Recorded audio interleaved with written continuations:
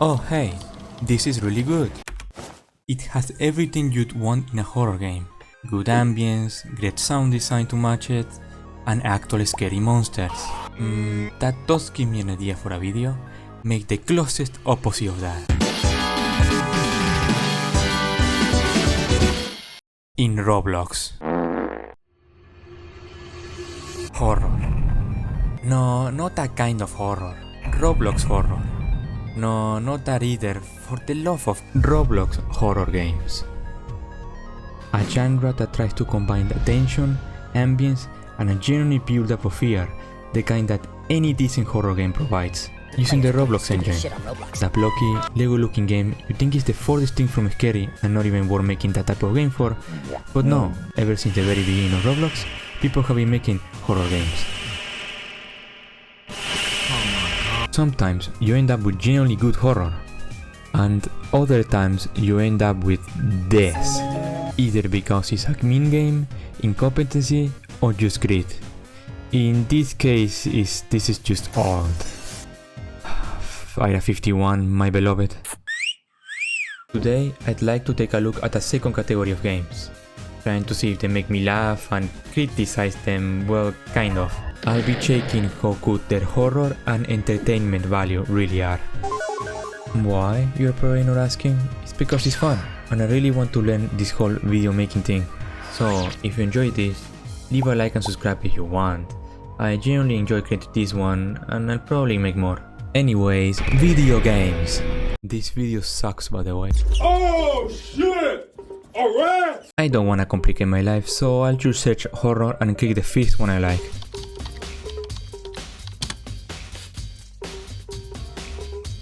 Seems alright. We begin by spawning a concrete room, having to move our ass outside, and oh my god, this entire mess literally the same cheese texture as at least 1% funny. Which, if you couldn't tell by looking at it for 1 second, yeah, it's a maze. Anyways, like the description implies, and with some basic pattern recognition, the gameplay is basically just running around like an idiot collecting cheese, unlocking doors to get more cheese, and getting lost while trying to get cheese. You also grab color-coded keys for color-coded doors to get even more cheese in this cheesy kind of hell. Cheese. Then there is the world's simplest puzzle. Grab a single plant. Amazing, I know, I can already hear the children screaming with excitement seeing this. But to be fair, there is also a puzzle with a time button that opens a door so easy to reach, you have to wonder why the timer even exists. The plant is behind a red top, and if you get to the area with the hole where you're supposed to put the plant before you even have it, like my dumbass did, well, prepare to have your cheese and little legs back to get the thing, which took less than a minute, so I don't even know why I'm complaining. All of this while the rat tries to kill you. Like there's music blaring and getting louder the closer he gets, or maybe she gets, don't know. Why? Because you're trying to steal his cheese, of course, in this place. Like, bro, the entire maze is made of the stuff. It's not that serious, little bro.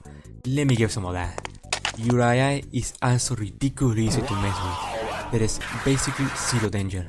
Although, to be fair, he does look pretty fat, so I guess he is the greedy. Fucking fat ass. Why are we even after cheese anyway? Are we really that desperate? Is this like the legendary Parmesan realm or something? Yeah, I'm definitely thinking too hard about a Roblox game. No, this might look grim if you're expecting a good horror game. A good Roblox horror game, lower your expectation a little bit. Although some of them are pretty neat. But at least there is this small area where I can read numbers and fail at parkour for like almost an entire minute. And it's so simple, you'd wonder if I'm a 5-year-old pretending to be an adult. A dumb one at that. Anyways, there is a bit of ambience here and it might approach something resembling horror, even if it lasts for like 5 seconds, so there is that. The creator could have been more annoying with game passes and microtransactions, but it's surprisingly clean compared to other Roblox games, at least. Look, there is simply not much to criticize here, because there is barely anything. Games like this are a dime in a dozen. Describe one and you kill 1,000 birds with one shot. I mean, have you looked at the thumbnail? You get what you see. A multi-chapter game with 1.3 billion visits. No, I won't be playing the rest, because they're basically the same as the first one, though from what I saw, there is a boss fight, so points for that. As for the funny, well, the rat looks derpy, and I do like cheese, so add another 1% to the non-existent funny tally, cause I'm hungry.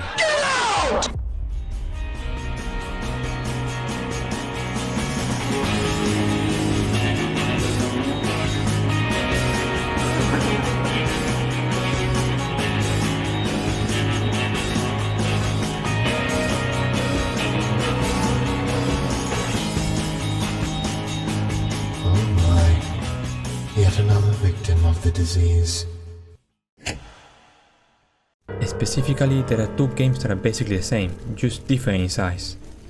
Those being SCP Monsters or Trevor Creatures, and SCP Games and Monsters, survival games, both created by the same person. From what I can tell, the second one is the original, or at least that's what the description claims. And I don't really have any reason not to believe it, so I'm not sure if that means this is a re-upload by the original creator, or if the game really was made in 2021. You'll soon see that it looks and feels a lot older than that date suggests, which is where my confusion comes from. Anyways, let's move on to Trevor Creatures already.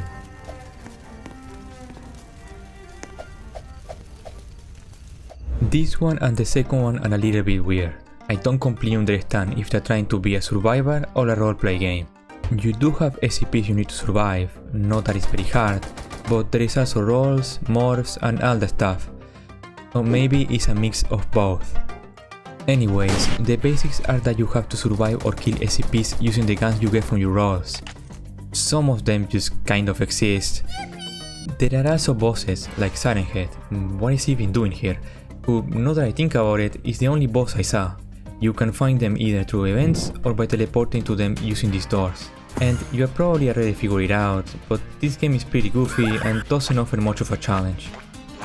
We monsters either getting stuck in doorways or even the floor, and most of them being so slow it's easy to just outrun them.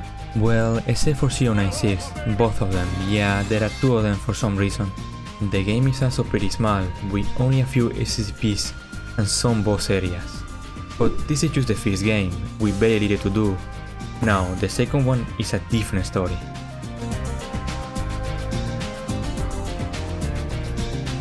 Imagine the first game with his few containment rooms and a small outdoor area but on steroids, because that's what the game is.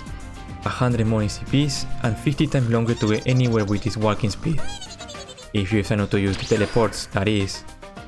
And don't get confused and thinking that because it's larger, it's better. It's just more.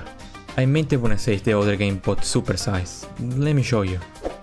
I start walking past this fine gentleman and enter a vent, discovering there is a whole network of them, which makes sense, I just didn't expect it. Only to end up in an empty room. I later discovered belonged to Shy Guy, he just wasn't home. So fun. I continue my adventure and find a series of rooms where I gear myself up with a pair of floating eyes and the evergreen Yeti costume. In an SCP game, who cares, there is plenty of other silly stuff here, it don't matter. After getting fully ready, I set out to have some fun by teleporting outside. And hey, there is a lot more bosses and look, that's where my eyes came from. Did I play this game before? I think I might have. There are vehicles too, and not very good ones considering how low, awkward and stiff they are. If you didn't believe me before, you probably do now, because this is a pretty big place, with all the portals, stuff and even secrets to find. Like these epic diamond weapons I got, or the evil fucking furnace that turns food into golden food, which is presumably better than regular food. There is also a shop for golden food, but I don't know why you wouldn't just use the furnace. I decided to use the indomitable human spirit and a bit of unemployment to climb all the way up to the place I saw, powered only by my ability to jump slight inclines. Made it up, only to be met with this, and exploding stuff falling from the sky. I was a bit confused at first about what was even happening. There is a lot more stuff to find, like the giant reptile eel or my friend Bob over here, who is actually kind of unsettling. Cool.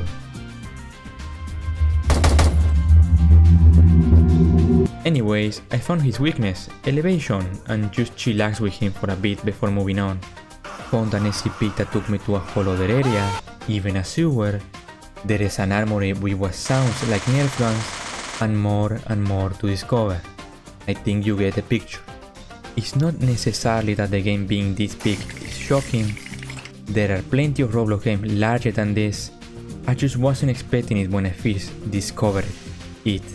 I can't help but find it a little endearing though. It suffers from the same problems as the other one. Zero challenge, terrible AI, and slow as hell enemies, but I like its simplicity, at least. Yes, a lot of it is pretty simple, and yes, every enemy is the same or almost the same, but still, it brings me some nostalgia for a game like this, and I can't be too mad at it. I wouldn't play it for hours and hours, but for a 2-hour romp, I'd call it good enough. As for how funny or scary it is, well, this guy definitely needs a dentist, and I dropped my sandwich on the floor while recording this, so yeah, pretty spooky.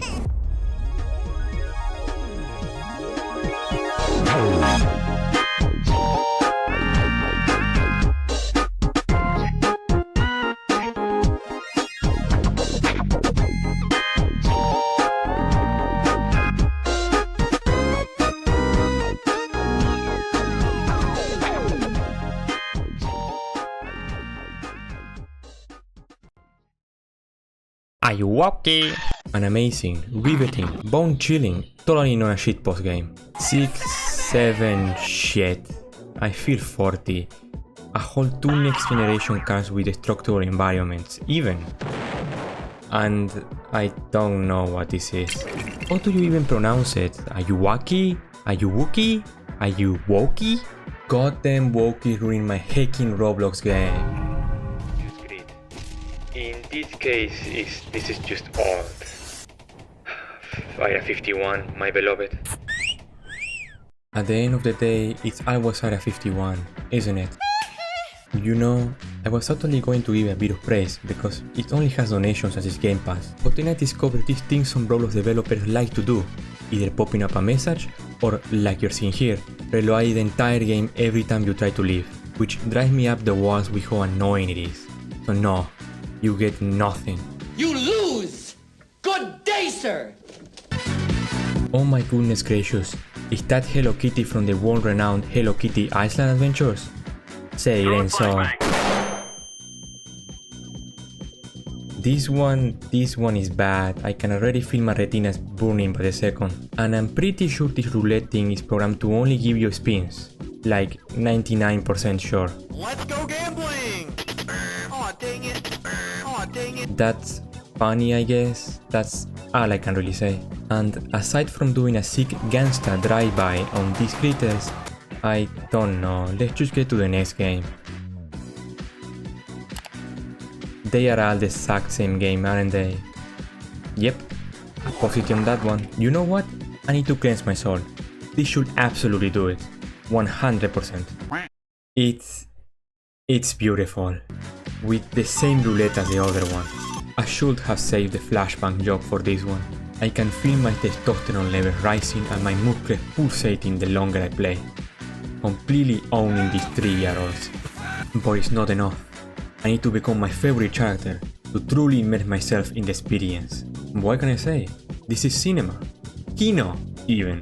I love video games. Man, what a video, huh? Captain, he barely played anything.